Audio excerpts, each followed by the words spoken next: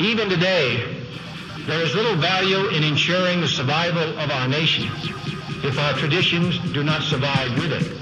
And there is very grave danger that an announced need for increased security will be seized upon by those anxious to expand its meaning to the very limits of official censorship and concealment. That I do not intend to permit to the extent that it's in my control.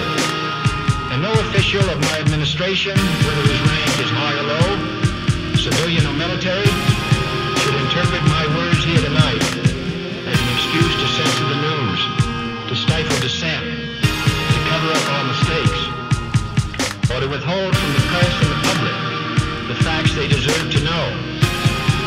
For we are opposed around the world by a monolithic and ruthless conspiracy that relies primarily on covert means for expanding its sphere of influence, on infiltration instead of invasion, on subversion instead of elections, on intimidation instead of free choice, on guerrillas by night instead of armies by day. It is a system which has conscripted vast human and material resources into the building of a tightly knit, highly efficient machine that combines military, diplomatic, intelligence, economic, scientific, and political operations. Its preparations are concealed, not published. Its mistakes are buried, not headlined. Its dissenters are silenced, not praised. No expenditure is questioned, no rumor is printed, no secret is revealed. No president should fear public scrutiny of his program, for from that scrutiny comes understanding, and from that understanding comes support or opposition, and both are necessary.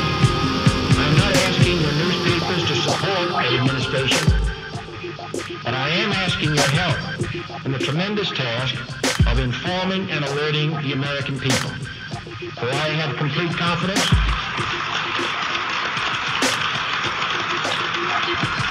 in the response and dedication of our citizens, whenever they are fully informed. I not only could not stifle controversy among your readers, I welcome it. This administration intends to be candid about its errors. For as a wise man once said, an error doesn't become a mistake until you refuse to correct it.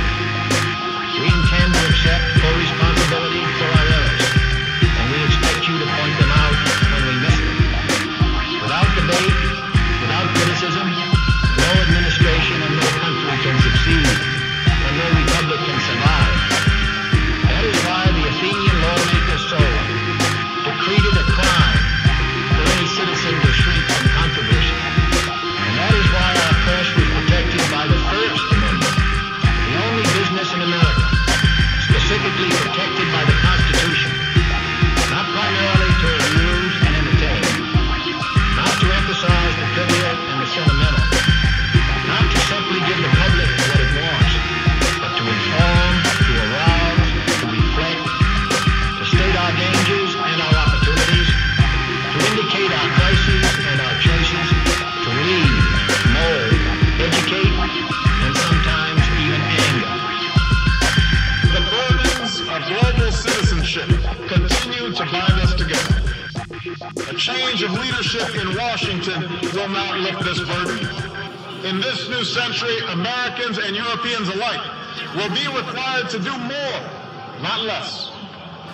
Partnership and cooperation among nations is not a choice. It is the only way, the one way, to protect our common security and advance our common humanity.